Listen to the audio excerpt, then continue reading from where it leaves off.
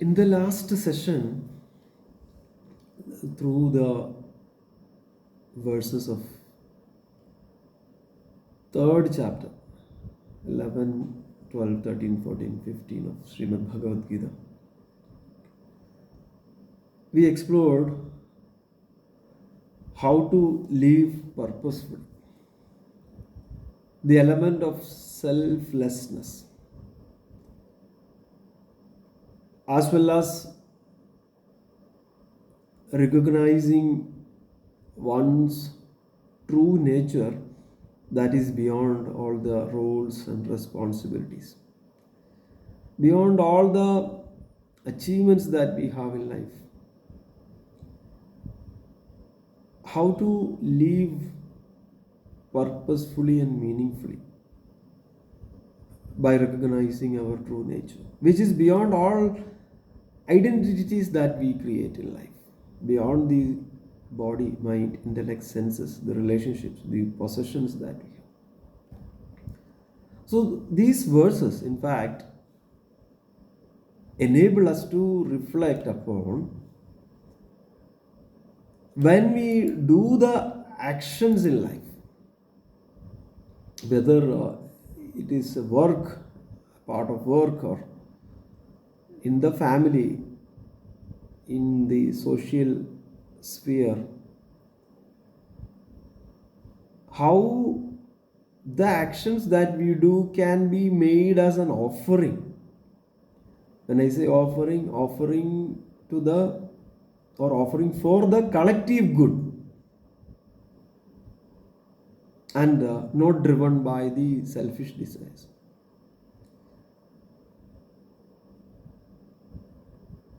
And at the same time, Bhagavan Krishna is also equipping us to understand the cyclic nature of karma, the cyclic nature of the karma, and ask us to stay unattached to the outcomes that will ultimately result in a harmonious life that will be fulfilled with gratitude and contentment in life. The way of doing karma as a yajna. The ultimate goals of self-realization and contentment.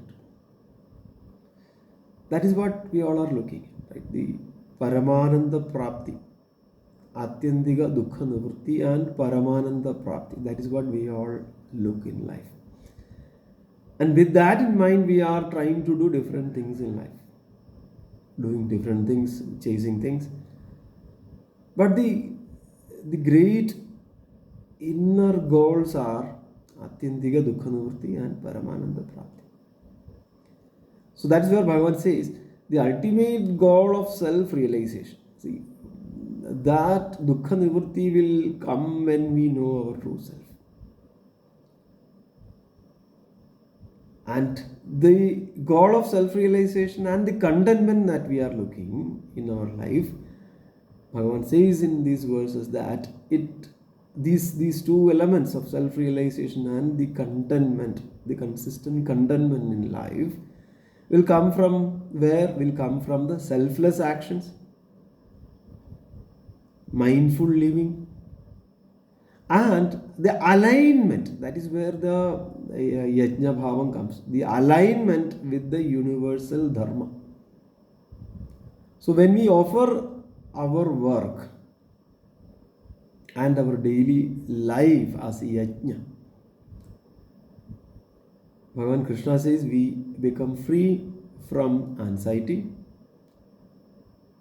and we are enabling ourselves to participate in the mutual support of the world. That's where these verses are stressing upon the power of yajna, the selfless action building culture, or the power of yajna and the selfless action ultimately building a culture of contribution, building a culture of fulfillment, and building a culture of positive influence. The mindset of contribution, the mindset of contribution mentality, that basically prioritize over giving, or we can say giving or contributing culture over the taking or consuming culture. Right? So how one can do this in our practical life? Simple. Volunteer, help others, share the credits of good things to the people. So these are basically the simple practical steps. This kind of acts will foster trust, foster prosperity. See, otherwise also in this modern world, yeah, a workplace pressure, pressure to burn out, to these verses are basically a big medicine for what? To overcome the burnout, to overcome the issues that we carry with entitlement. Also, the isolation mentality that is coming in the modern world, because everybody thinks in a siloed way. How to overcome the isolation? By embracing duty, having gratitude in life, and actively participating in such a way that I am working for a broader cause. This is the fundamental aspect of a systems level thinking in a modern perspective. So basically, these verses offer a kind of a blueprint, we can say. For what? Blueprint for supportive families, or at work, productive team building, and purpose driven career, purpose driven life, where the true joy comes from, where true joy comes from the contribution mindset, not from a mere consumption mindset. That's where Bhagavan says dharma as the engine of the universe. And if you see the history, you can also see a civilization survives when there is contribution. Civilization strives when contribution is more compared to the consumption. Let us take the example.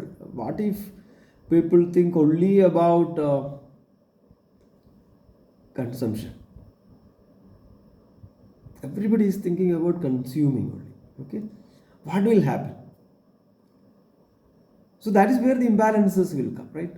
Creativity. If you see, if everybody is thinking only consuming, let us take the examples of people who start new things. See, there should be a way to provide things. For providing things, somebody should start. That is where, if everybody thinks only about consumption, the creativity will decline. Everybody, if thinks about looking only about what will I get, instead of what can I build, what can I contribute, right? So that's where this system basically thrives on builders. When I say builders, people who create things, the creators, the people who teach us, people who contributes back, people who take risk in life and build systems. And if we think only about a dependency culture, Everybody will expect others to provide. I will do if I get this. Right? That is where the culture of entitlement, even in the corporate world, we can see people will confine to just doing something, not beyond what they are expected to do. The culture of entitlement becomes deep rooted. That will destroy what? That will destroy an individual to take up responsibility. That will also avoid an individual to take pride in the work. That will also confine an individual to develop the skills further. So, if everybody starts thinking about a consumerist approach, the system will collapse, because the shared system will definitely collapse if everybody is looking only about what will I get. Let us take the example, if everybody is withdrawing the money from a bank without depositing.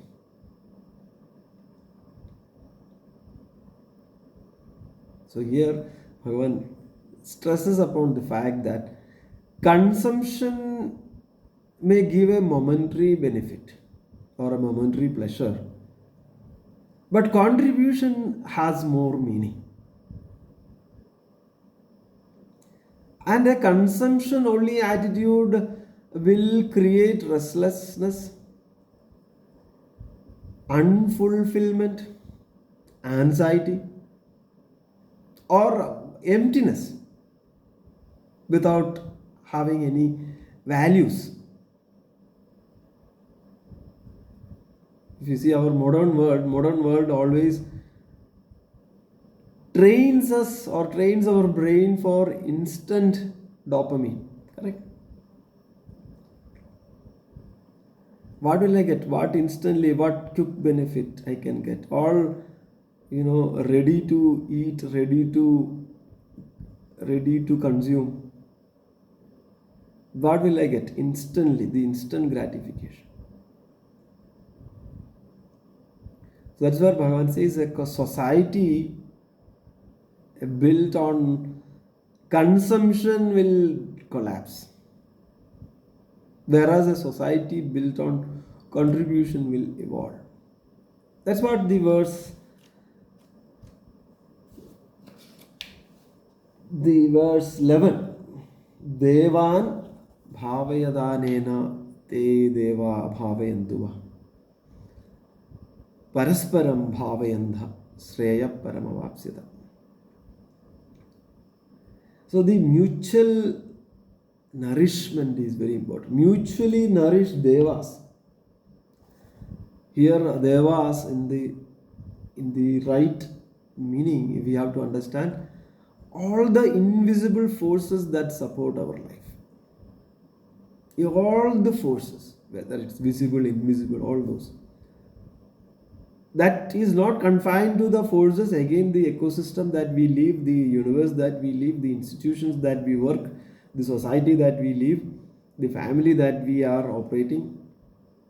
Everything, the invisible or visible forces that support our life is the meaning of Devan. Devan bhavayatanena te deva bhavayantuva parasparam bhavayantu. See, in the modern world, modern context, we can say it's a two-way API. API meaning application programming interface. Right here, when I say two-way, it's a two-way communication. So what is the communication? First communication is what? You communicate or you call the universe with a contribution. The mindset of giving. What the universe will give as a return to the API, the universe will return results to us in the form of what? In the form of opportunities, in the form of support, in the form of prosperity, in the form of health, in the form of well-being. Correct?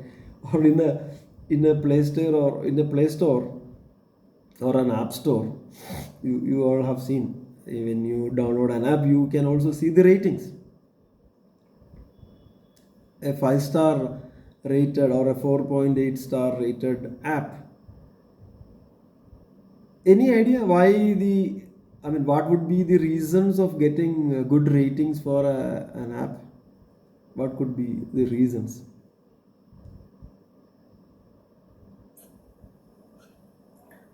Result oriented, user friendly. Huh. So, and the user friendly or result oriented, is it just a one time thing? Because,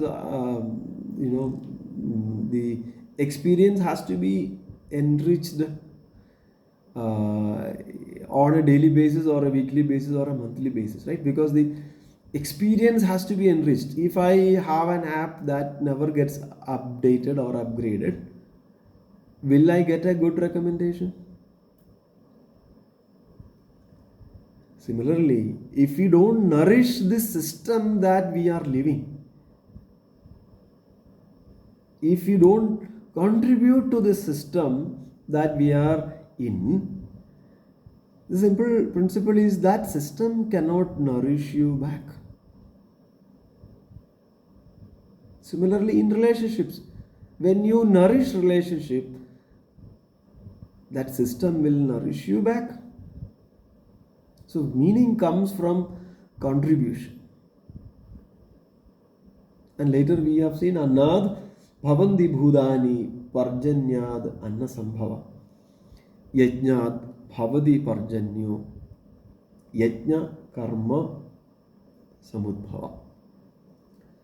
This is a very beautiful example, or we can say it's an ancient version of the systems thinking, the modern systems thinking. Very simple. Everything is interconnected. No part can be known or understood in isolation, right? Or we can say it's a world view. In the modern way, we say the world view.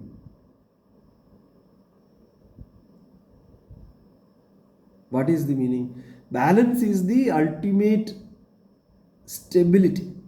Balance is the ultimate element of a sustainable living.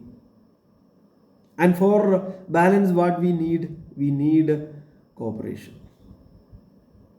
If we all are just extracting, will there be balance?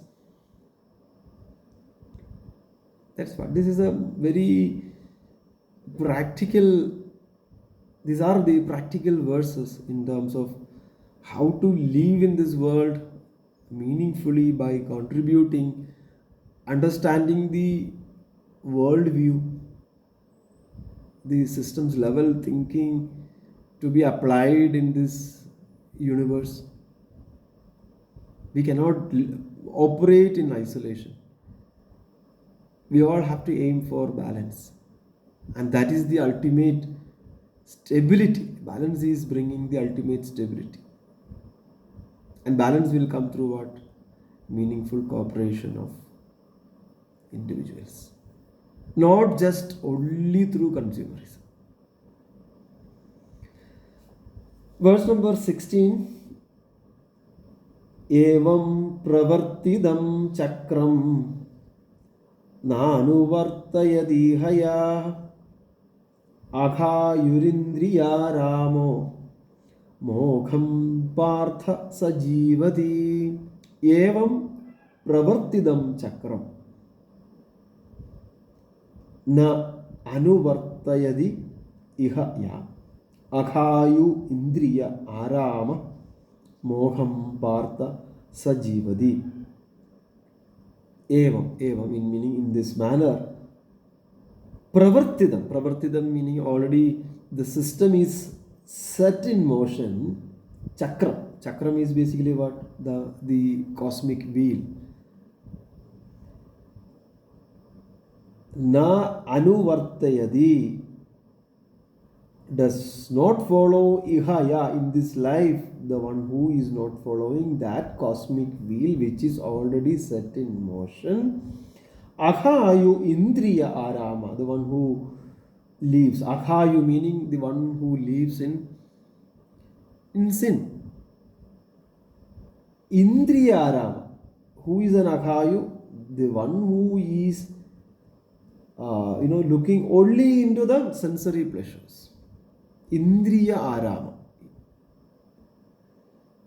Tasya karyam, sorry, moham partasa jivati. Moha meaning wastefully. Hey Partha, hey Arjuna, sa jivati, that person lives. What is the implication? Hey Arjuna, who does not follow this cycle that is already set in motion, lives in sin. Why? Because given only to the pleasures of the senses, such an individual lives wastefully, lives in vain.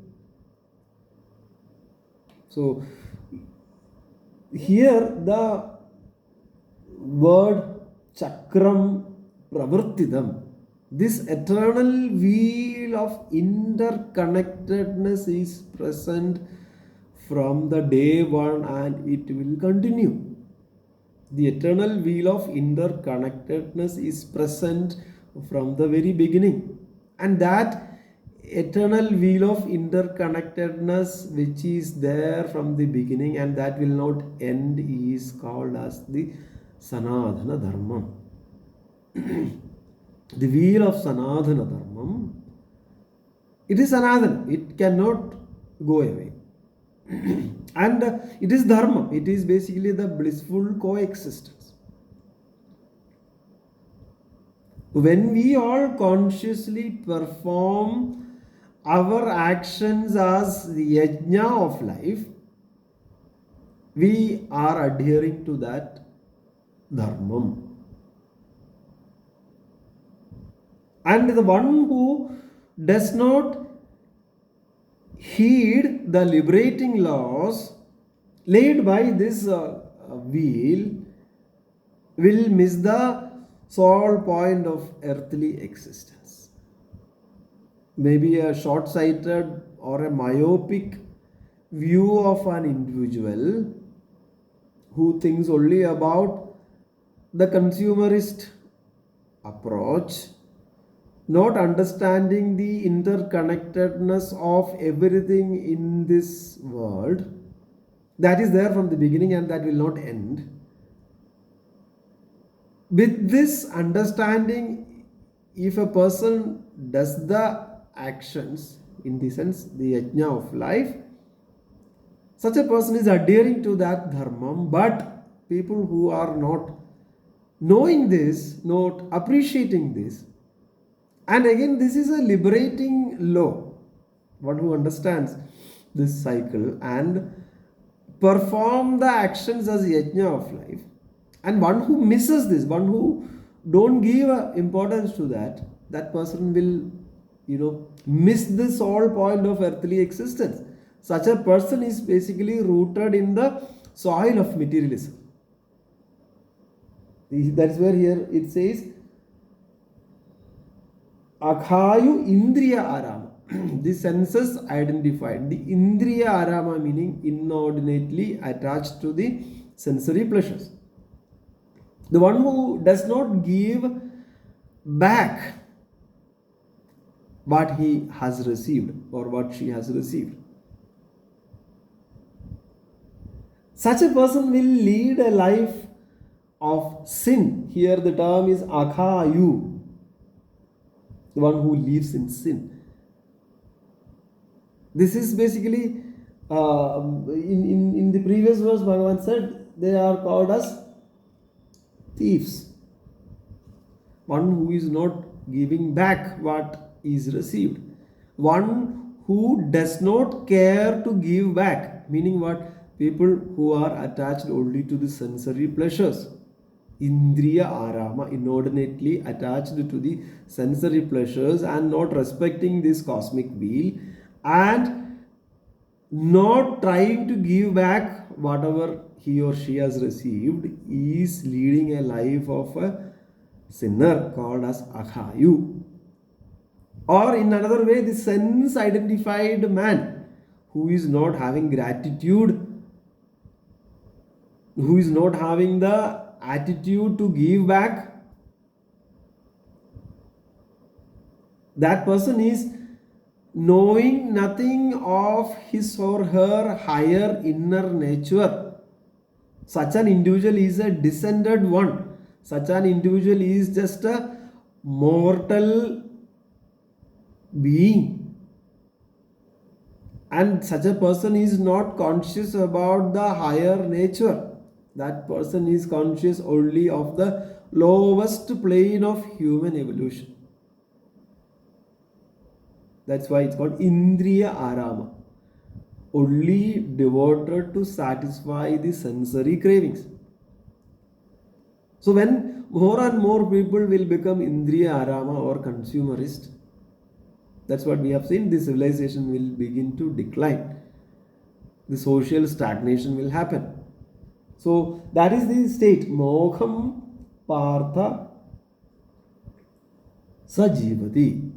Such people's life will become empty, meaningless, uncreative.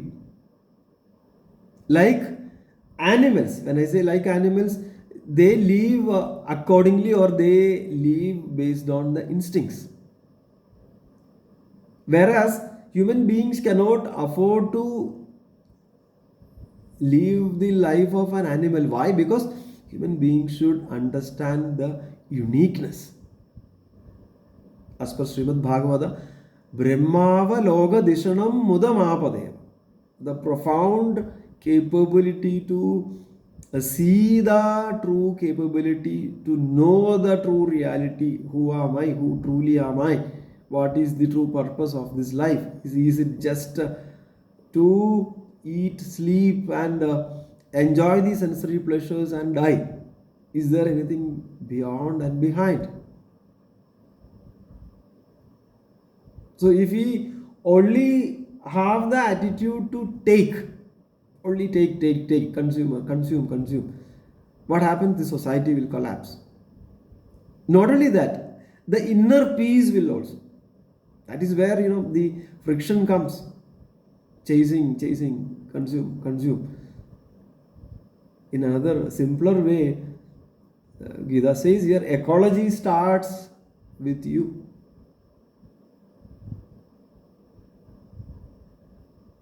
Verse number 17 is one of the very important verses of Srimad Bhagavad Gita.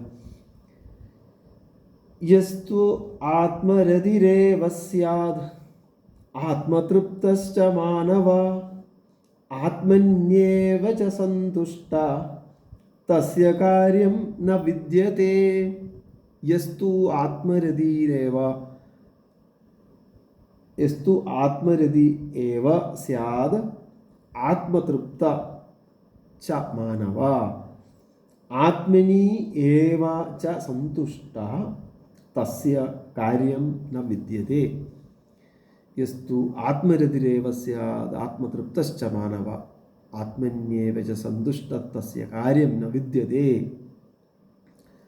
The one who delights in the self.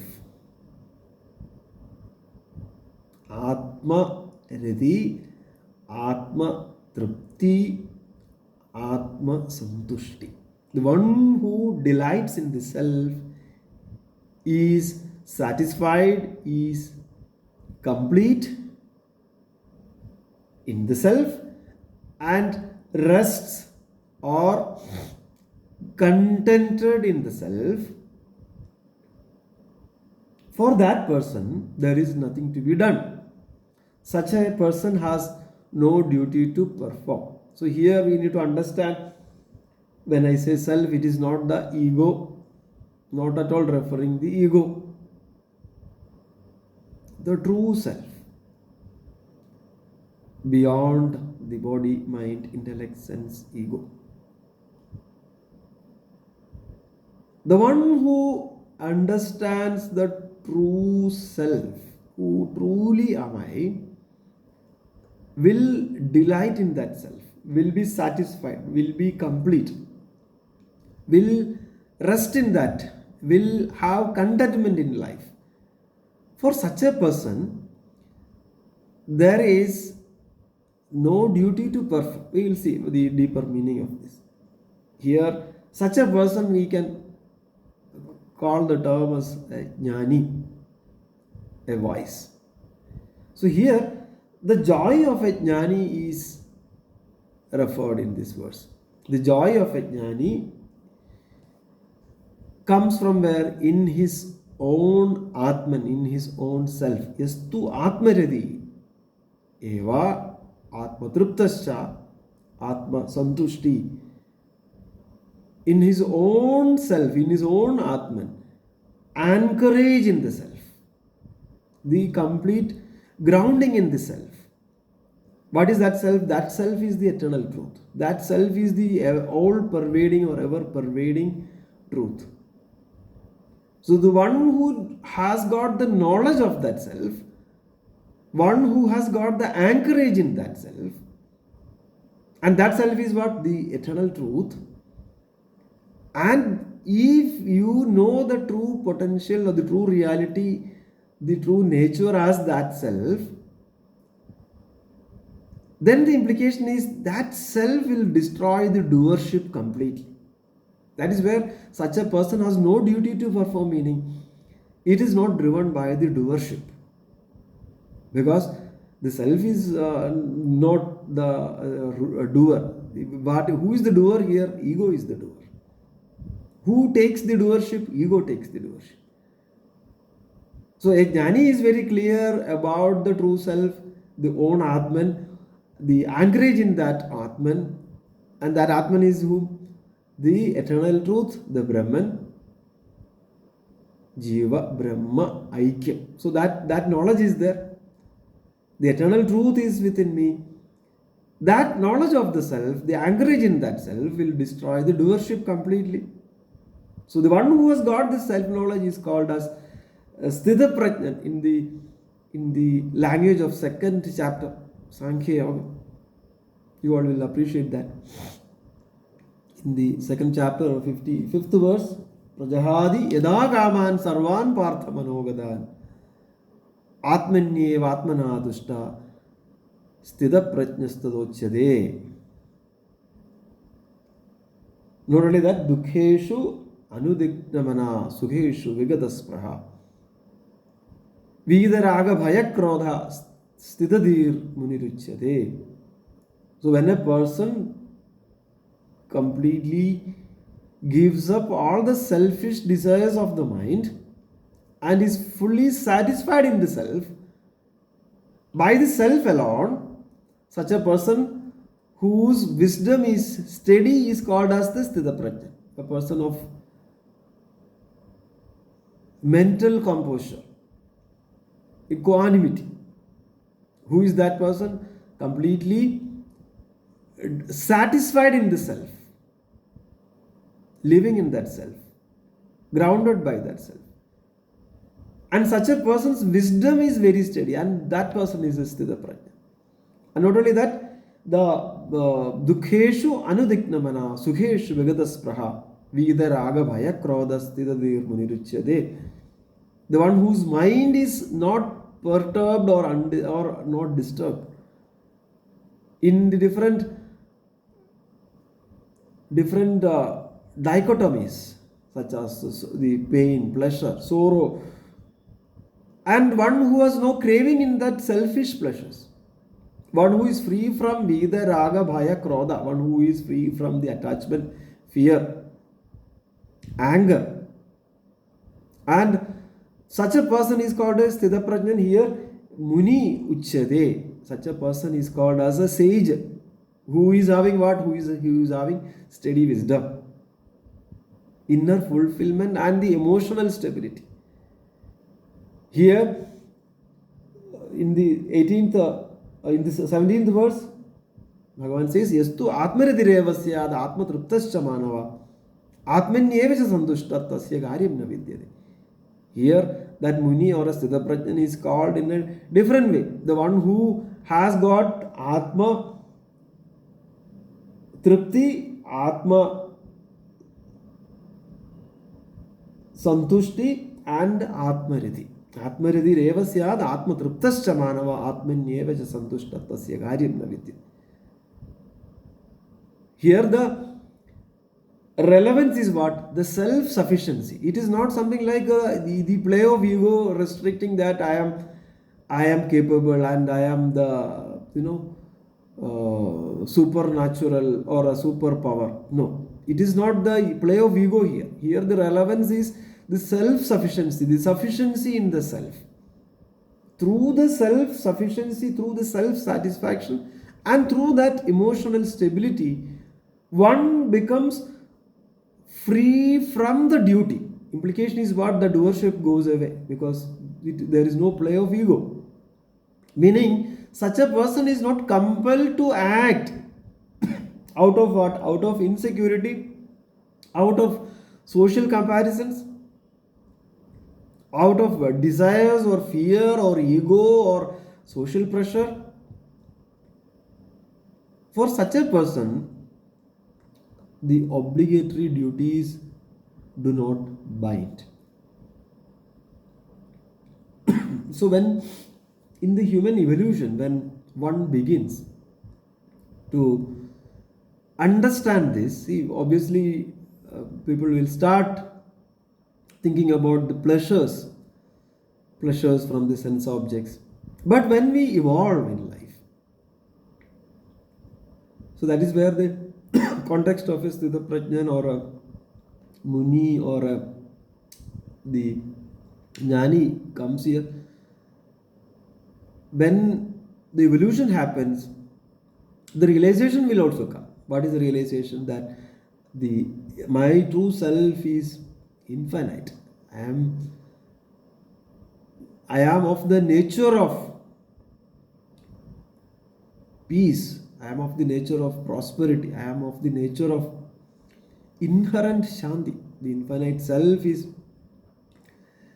beyond all these materialistic pleasures. And it is far, far superior to all sensory objects in the external world. So when that knowledge kicks in, when that realization happens, that's where Atmani eva cha santushta finds delight in that Atman only. So when one realizes that Atman, the mind does not go out at all for the sensory pleasures.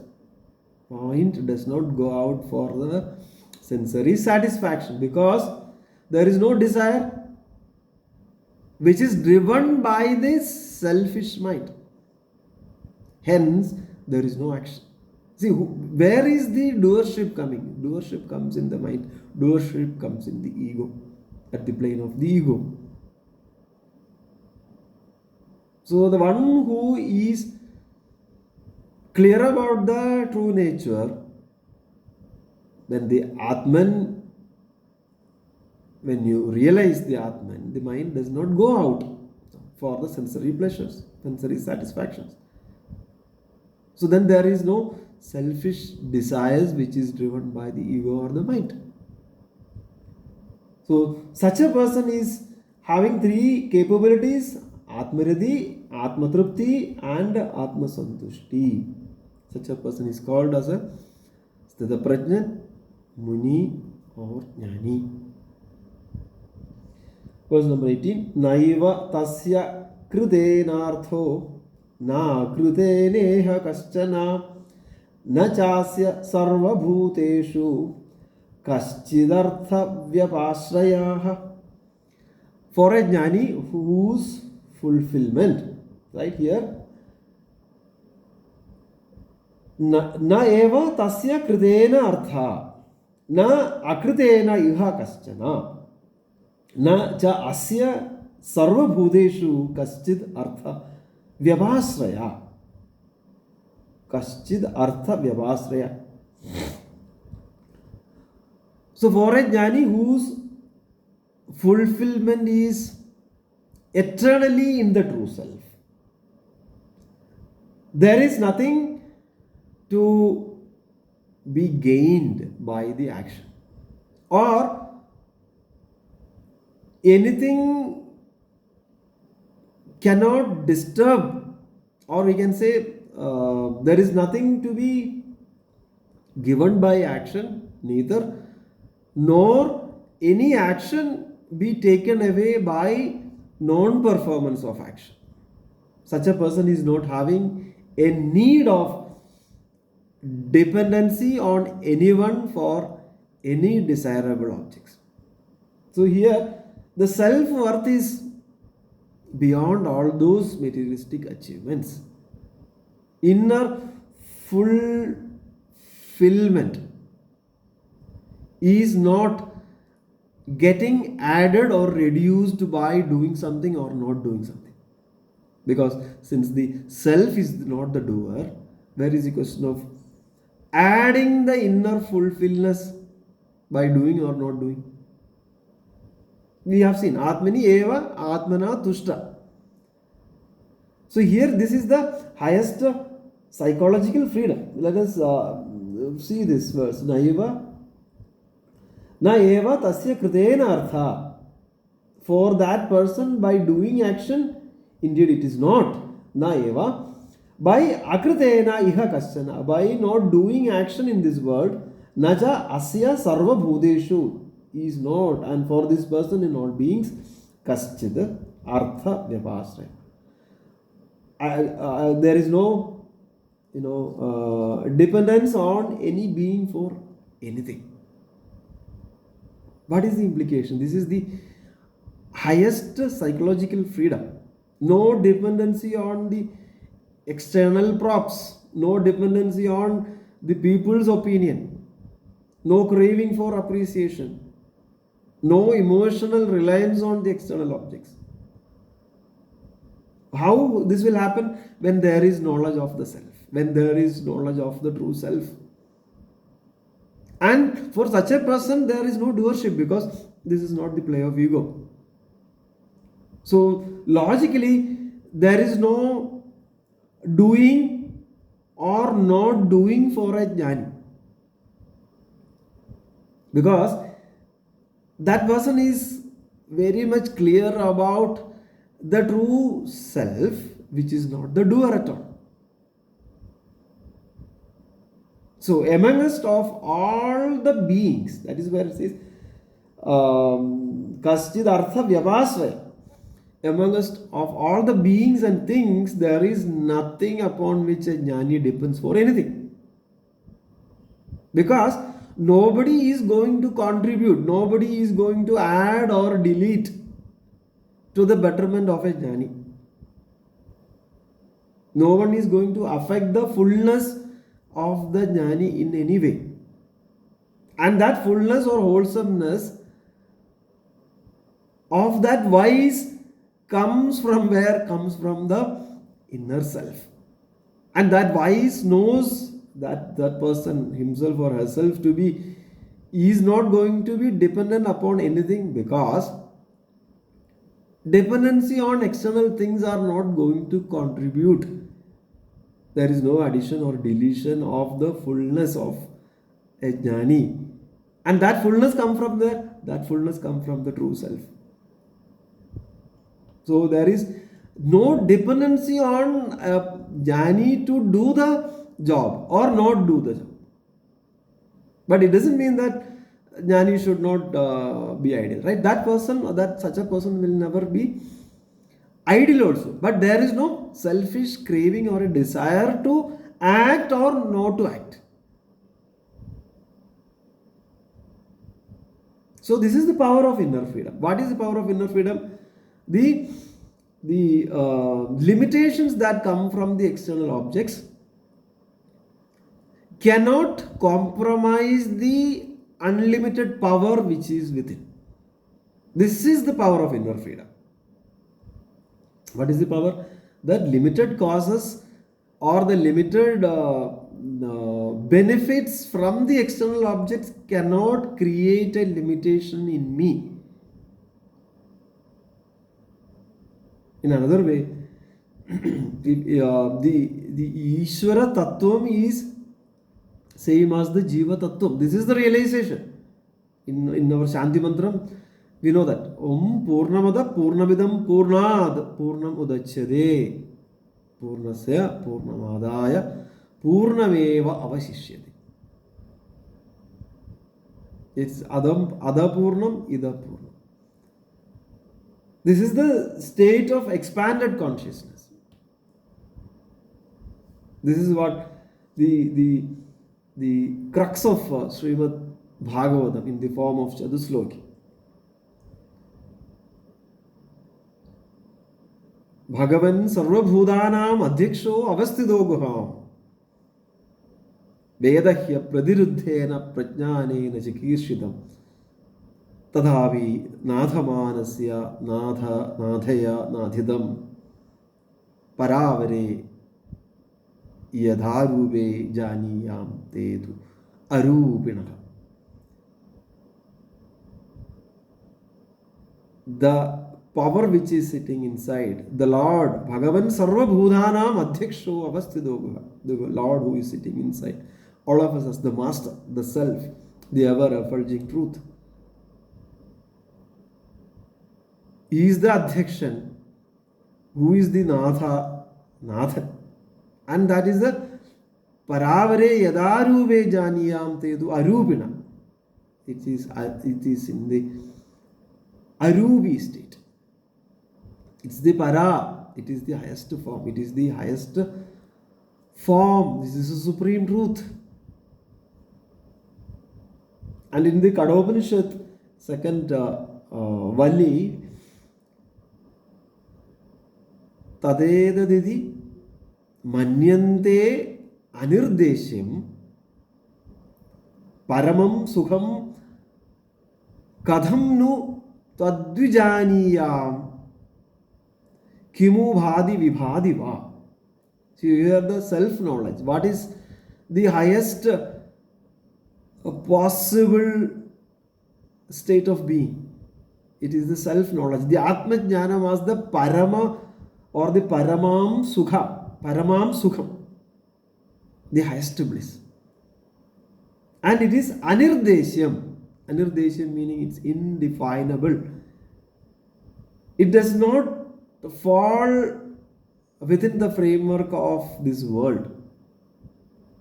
But it is a direct experience. Taded idi manyante. Indeed, it's a direct experience. And this knowledge cannot be perceived by the senses. And we may think that there is no such knowledge, there is no such reality, there is no such truth, because this cannot be perceived. In the Pradasmarana Stotra, Sau Pranasya Prana, no, not Pradasmarami Hridi Samsparad Atma Tattvam Pradar Bhajami Manasa Vajasam Agamyam Vajo Vibhanti Nigilaya Danugraham. Mind cannot comprehend, it cannot be describable. It is indefinable.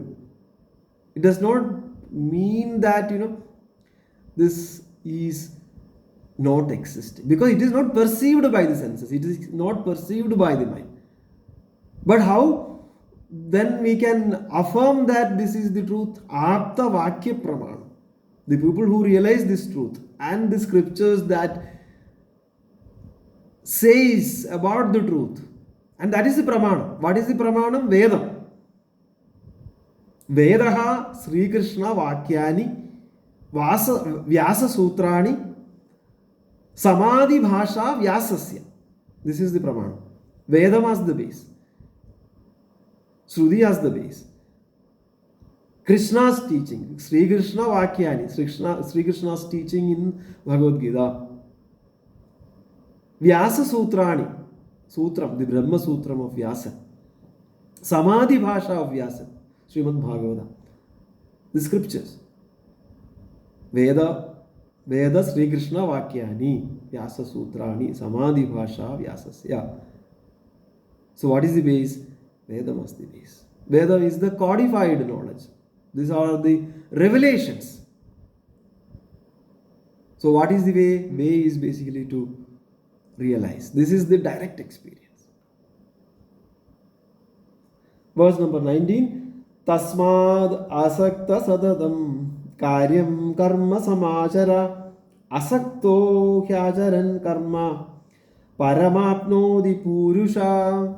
Tasmad, therefore, asakta sadadam.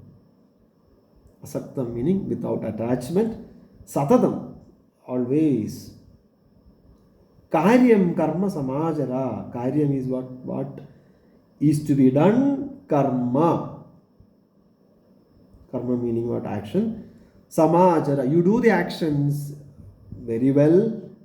Therefore, asakta hi ajaran karma. So without attachment, you do the performance, acharan karma. You do the karma. You do the performance of karma without attachment.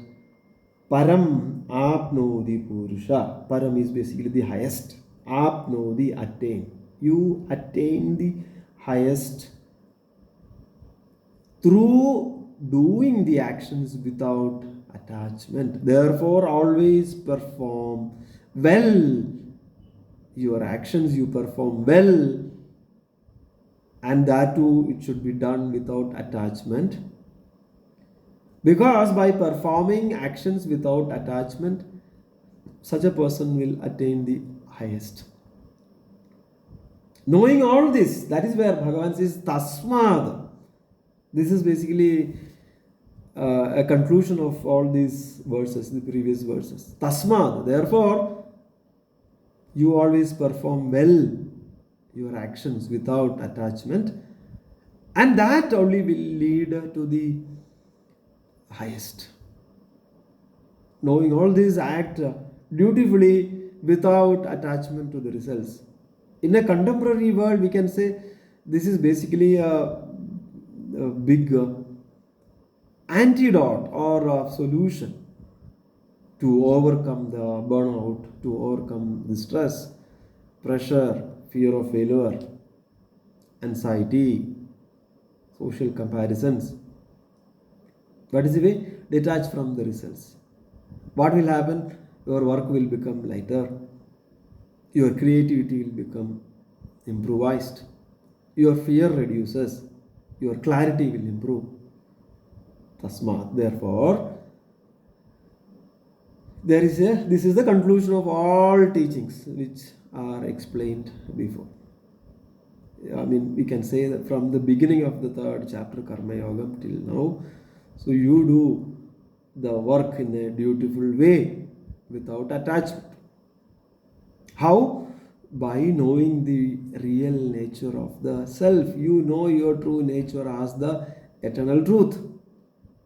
And that self is ever detached from everything. By its very nature, it is free from all the attachments. And when we know that as our true nature, our detachment will be spontaneous, because that is a akarta, and it will be natural. Asakto hi acharan karma param apnodi purusha. When we perform our duties without attachment, our mind will get purified. This you take it as a chance to purify the mind, and your heart unlocks. Will bring the sloka from Srimad Bhagavatam, first canto, second chapter. Vidyade hriday grandhi chidyante sarva samshaya kshiyante chasya karmani drishta eva atmanishware. The knots of the heart will, break. All the misgivings will cut into pieces. The chains of actions or karma will get terminated. How? When one sees the self, and that self is the master. Sarva bhudana madhyaksho avasthidogu, as per Chatusloki Bhagavad. The chain of actions or karma will get terminated when one sees that self, and that self as the master of everything. What happens? All the false identification will go. The wheel of life will move through what? Through this self-knowledge. And through the selfless actions that are evolving out of an individual. And such a person's life will thrive in contributing, and the true fulfillment will come from that self, and should act in this world without attachment to the fruits of the results. This is the core of Karma Yoga. Core of Karma Yoga is what?